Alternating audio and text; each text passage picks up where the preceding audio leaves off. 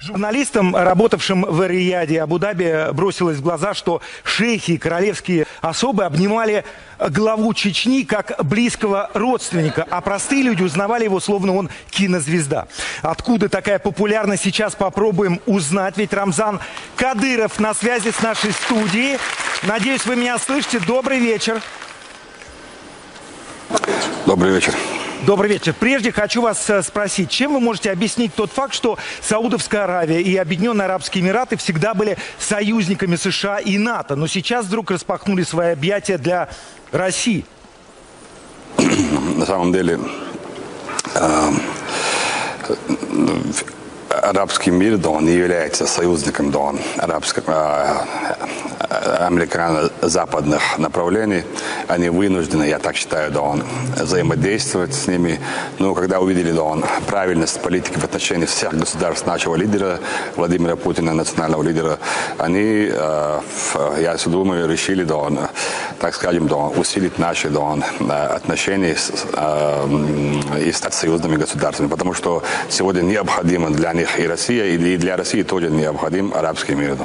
Понятно. Но, а теперь все-таки расскажите о вашей популярности. Газеты писали, что вас принимали там как особого гостя и узнавали прям как звезду музыки или кино. Откуда это, Рамзан? Ну, на самом деле, у меня близкие братские отношения с Абу-Даби, с Эмиратами, личности, в частности, Мамадом бин Заидом, который возглавляет сегодня государство. И то, что я такой популярен, я первый раз слышу, буду следить за этим.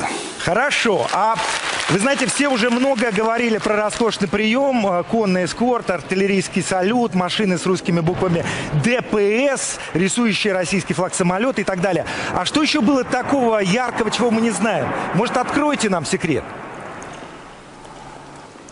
Ну, на самом деле, я особо не смотрел на эти прелести, да, я эти прелести, да, там всегда видел, да. Ну, для меня было важно искренность взаимоотношений между главами государств.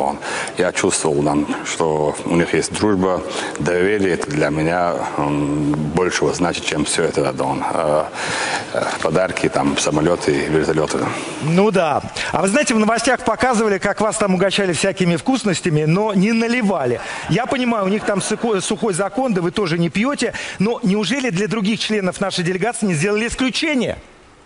На самом деле, да, я не видел там спиртного и другого направления, потому что наша делегация в лице президента с уважением относится к этим арабскому миру и мусульман, в частности, культуре их.